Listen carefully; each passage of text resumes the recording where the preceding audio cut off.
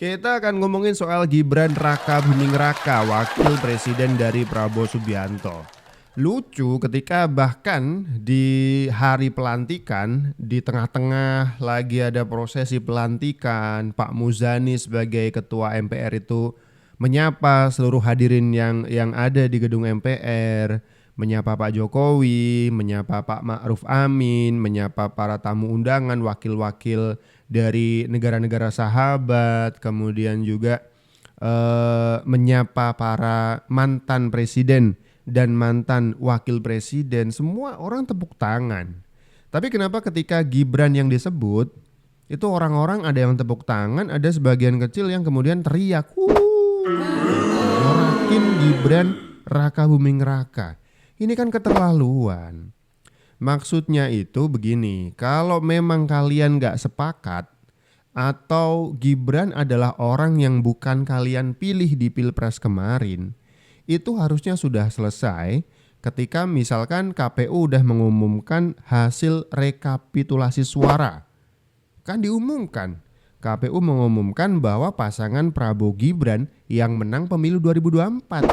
Berarti yang teriak-teriak itu gak nerima keputusan KPU. Karena kalau menerima keputusan KPU, mereka harusnya legowo, ya kan? Berbesar hati. Dengan meneriakkan kata hu begitu atau sorak-sorakan seperti itu menunjukkan nilai kenegarawanan dari orang-orang itu bukan cuman gak ada, tapi minus.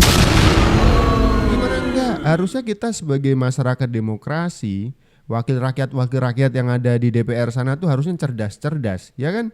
Kalau nggak cerdas, aduh, masa kita diurusin orang-orang yang nggak bisa ngurusin diri sendiri, ya kan? Harusnya mereka tuh bisa menunjukkan kenegarawanannya. Mereka tahu bahwa Gibran adalah hasil pemilu, hasil demokrasi, harus dihormati dong.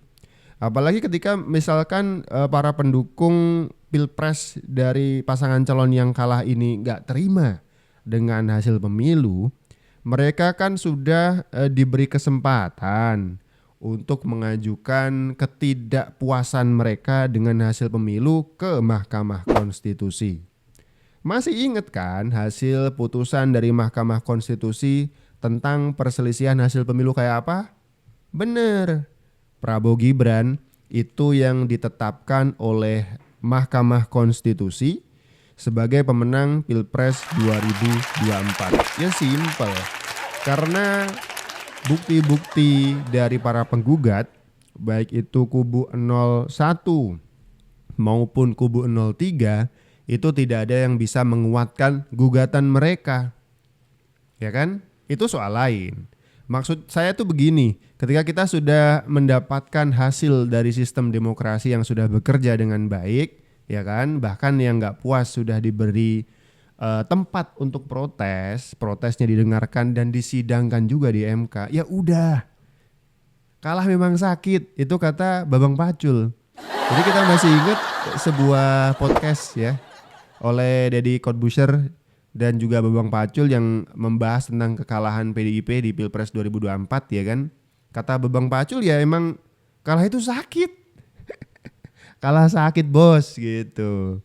Dan ketika ditanya sama Deddy Corbuzier, kemarin tuh Pak kalah 16% itu akibat kecurangan atau bukan sih gitu.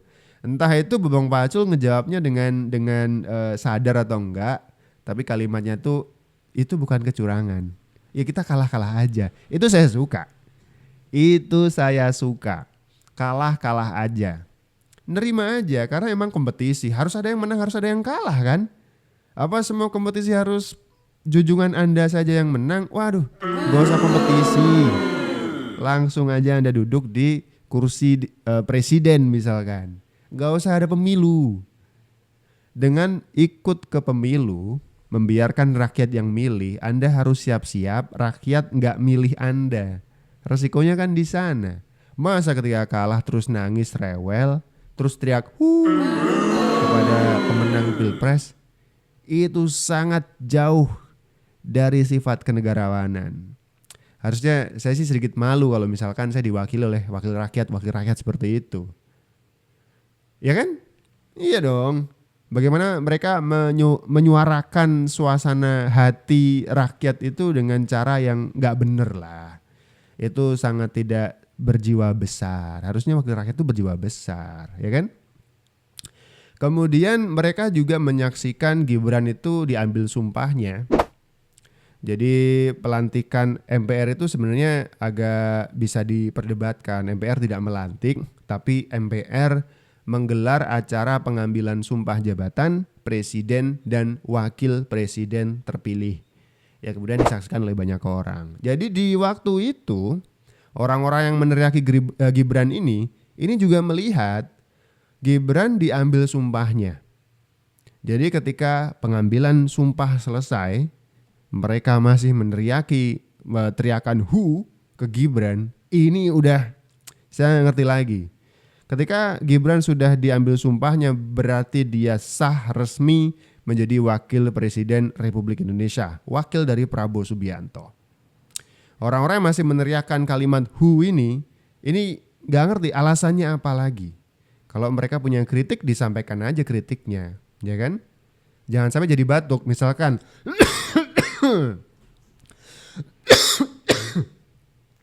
kritik disampaikan aja. Tapi kalau kemudian cuman bisa bilang "hu", mending kalau saya sih diam daripada jadi batuk lagi gitu, ya kan?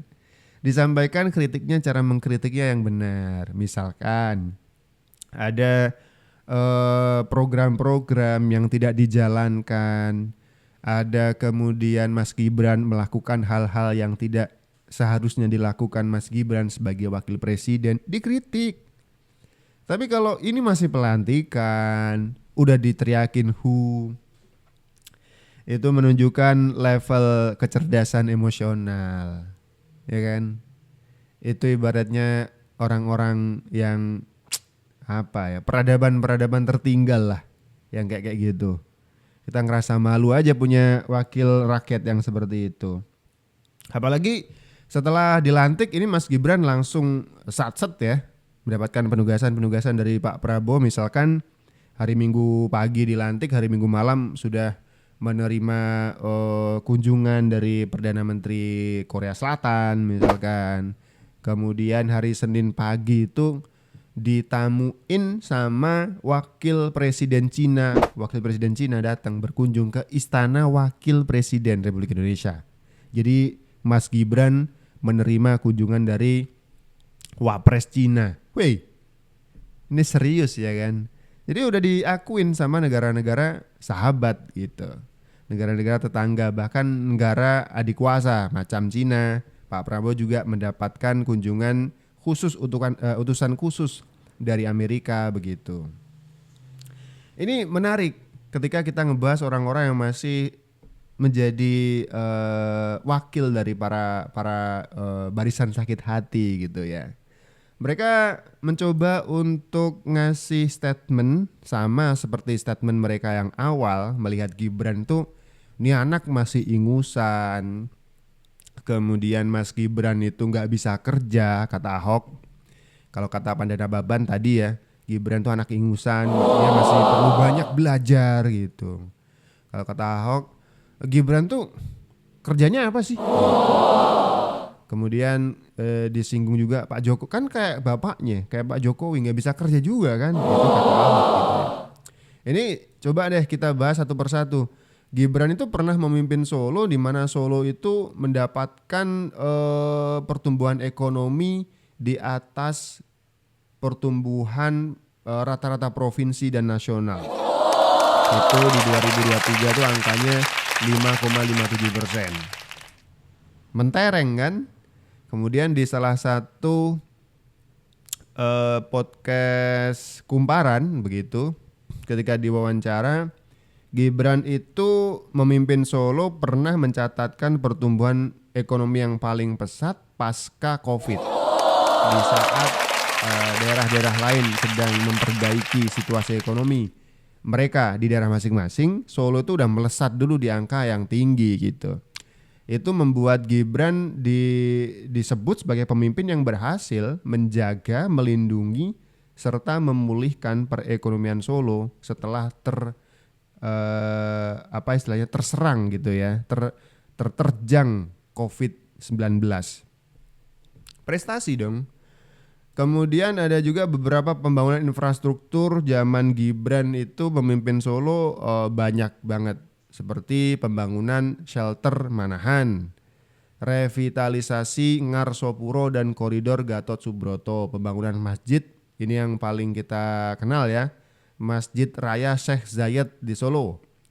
Kemudian Lokananta sebagai tempat rekaman paling tua gitu ya, itu direvitalisasi juga.